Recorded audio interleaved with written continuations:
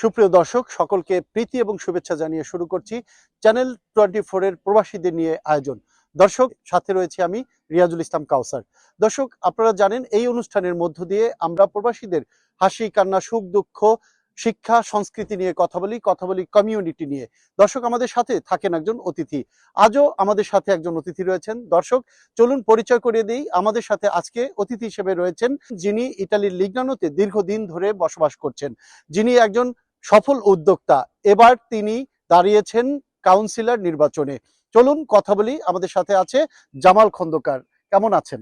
জি, আলহামদুলিল্লাহ ভালো আছি, ধন্যবাদ। আপনাকেও অনেক ধন্যবাদ। দর্শক, কথা না বাড়িয়ে চলুন আমরা কথোপকথনে চলে যাই আজকের অতিথির সাথে। তো এই যে আপনি ইতালির মতো একটা দেশে কাউন্সিলর নির্বাচনের পদপ্রার্থী হয়েছেন, তো এই স্ট্রাগলটা এই দেশের এই পলিটিক্যাল পার্টি থেকে নেওয়া কিন্তু সহজ নয়, সেই গল্পটা যদি বলেন। আসলে আমি ইতালিতে লিগনানো শহরে প্রায় 28 ইয়ার্স এখানে বসবাস করি। আমরা প্রবাসী সবাই সংগ্রাম করেই আমরা এত দূরে এসেছি। আমাদের এত সহজ ছিল না আমাদের এই পদটা পাওয়ার জন্য। আমি দীর্ঘ 15 বছর রাজনীতির সাথে জড়িত। এই দেশের সরকারের যেই ও সেবারাতোরিও সিভিকো চিনকো স্টেল্লা, এদের মেয়র যে আছে আমাদের ডক্টর ফেদেরিকো মাদেই, আমাদের মেয়র প্রার্থী। এ বাংলাদেশের অথবা বিদেশিদের জন্য অনেক কিছু করছে। সে এর আগের পরপর 2 বার কমিশনার ছিল, এবার সে মেয়র প্রার্থী হয়েছে। আচ্ছা, ওর সহযোগিতায় আমি এবার নমিনেশন পেয়েছি।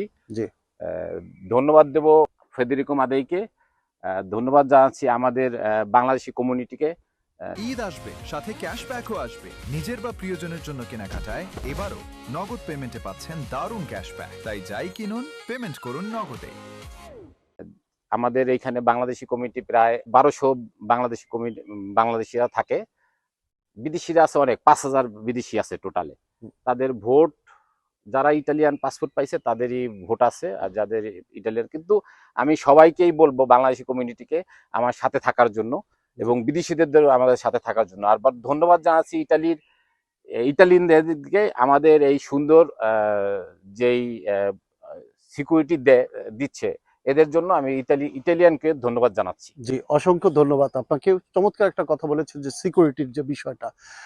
আমরা যদি বলি যে আপনি যখন নির্বাচিত হবেন, আল্লাহ দোয়া করি আপনার জন্য নির্বাচিত হন। নির্বাচিত হলে আপনি এই কমিউনিটির জন্য বা আমাদের বাংলাদেশি প্রবাসীরাও অনেক রয়েছে, তাদের জন্য কি করণীয় আছে বা কি করতে চান? আমি নির্বাচিত হইলে বিদেশি এবং ইটালিয়ানদের প্রতিটা নাগরিকের সেবা দ্রুত দেওয়ার ব্যবস্থা করব এবং সবাই জানি ঠিকমতো সেবা পায়, এই ব্যবস্থার চেষ্টা করব। অসংখ্য ধন্যবাদ। আমরা অনুষ্ঠানের একদম শেষ পর্যায়ে চলে এসেছি।